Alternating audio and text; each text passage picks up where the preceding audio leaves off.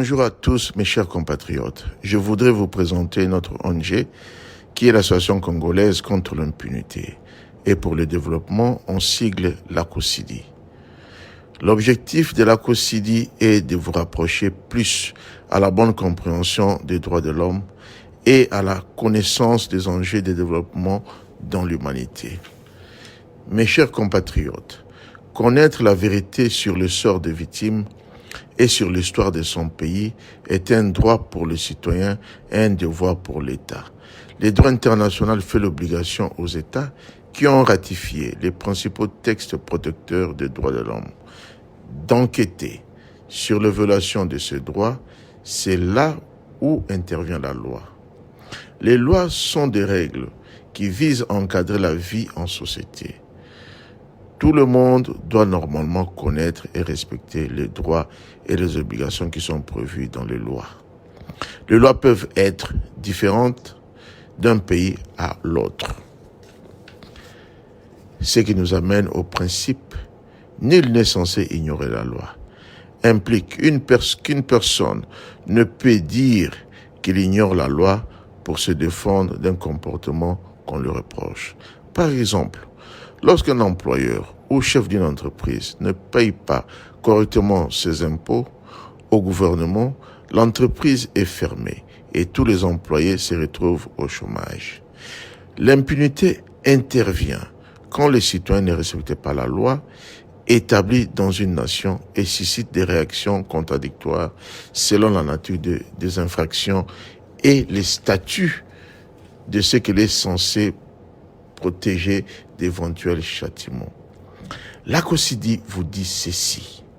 Messieurs, madame, vieux, jeunes et enfants, nous sommes tous égaux devant la justice.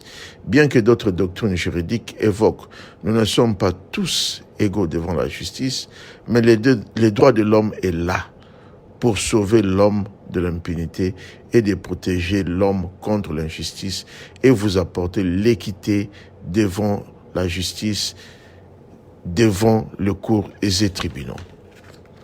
Dans l'ordre de l'impunité, 1. Pas de torture et tuerie policière. Cela constitue la violation des droits de l'homme, de la dignité humaine de la victime. La police doit laisser les juges faire son travail en jugeant la victime au lieu de tuer ou torturer. 2. La liberté de circuler. Toute personne a le droit de quitter tout pays, y compris le sien, et de revenir dans son pays. L'immigration n'est pas un crime. 3. Le sans-abri. Un abri pour tous. Le droit de vivre quelque part en sécurité, dans la paix et la dignité. 4. Le droit de vivre et le droit à la vie.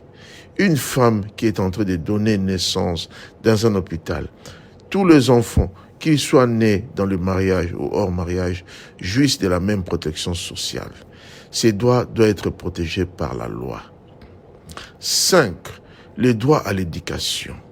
Il faut poursuivre activement le développement d'un réseau scolaire à tous les échelons, établir un système adéquat de bourses et améliorer de façon continue les conditions matérielles du personnel enseignant. 6.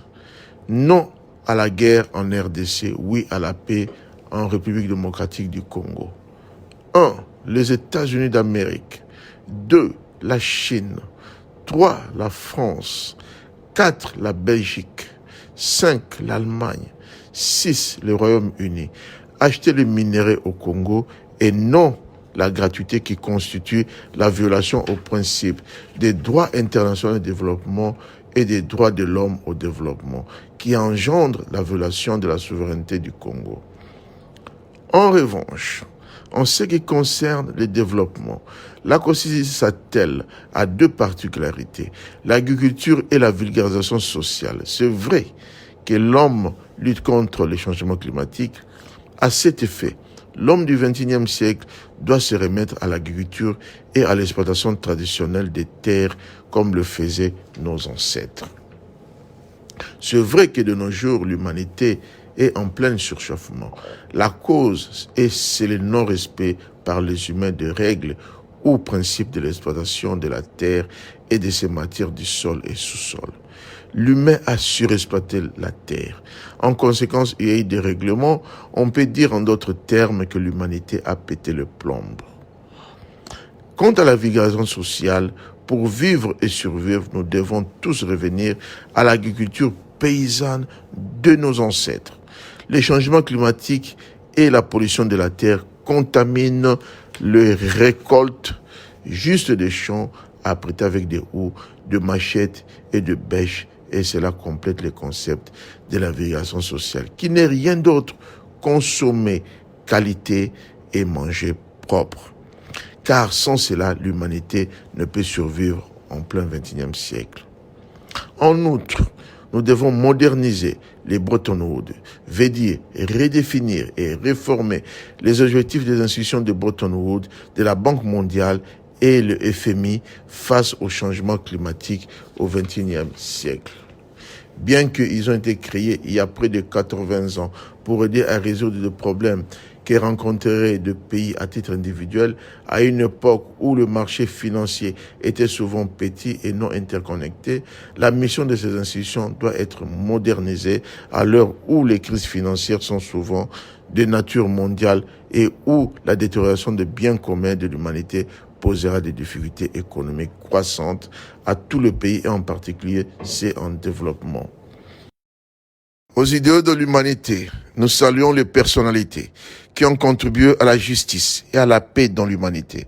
Des hommes et des femmes, par la pensée et l'action, ont eu un impact sur notre monde. Dans nos quotidiens, ils l'ont changé.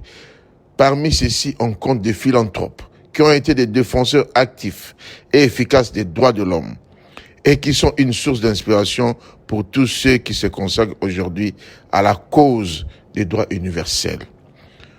Oscar Arias Sages, défenseur des droits de l'homme. Mahmoud Younous, défenseur des droits de l'homme. Yasser Arafat, prix Nobel de la paix. Léopold Sédar Senghor, premier président sénégalais. Mobutu Sese Seko, deuxième président du Congo-Zaïre. Patrice Emery Lumumba, premier ministre du Congo. Kassa Vubu, le premier président congolais. Félix Houphouët-Boigny, premier président de la Côte d'Ivoire. Étienne Tshisekedi, premier ministre élu à la Conférence nationale souveraine. Desmond Tutu, prix Nobel de la paix. Dr Martin Luther King, prix Nobel de la paix. Le président Nelson Mandela, prix Nobel de la paix. César Chavez, défenseur des droits de l'homme. Eleanor Roosevelt, diplomate activiste, défenseur des droits de l'homme. Mahatma Gandhi, leader politique et spirituel du XXe siècle du peuple indien, honoré comme père de la nation indienne. Président Jacques Chirac, président français. Le président Emmanuel Macron, défenseur de l'émergence de la société civile mondiale. Floribert Chebeya, défenseur des droits de l'homme. Kofi Annan, le secrétaire général des Nations Unies, prix Nobel de la paix. Barack Obama, président américain, prix Nobel de la paix.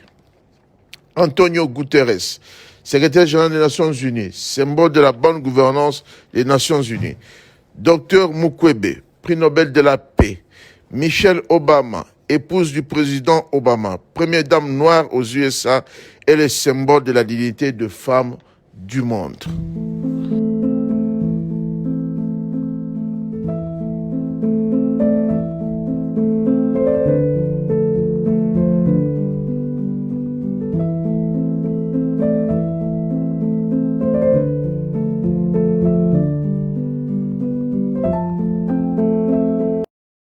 Au nom de l'humanité, la COSIDI lutte pour la paix dans l'humanité, la justice, l'éducation et le développement. Adhérez massivement, ne ratez pas le rendez-vous de l'humanité. Je vous remercie et à bientôt.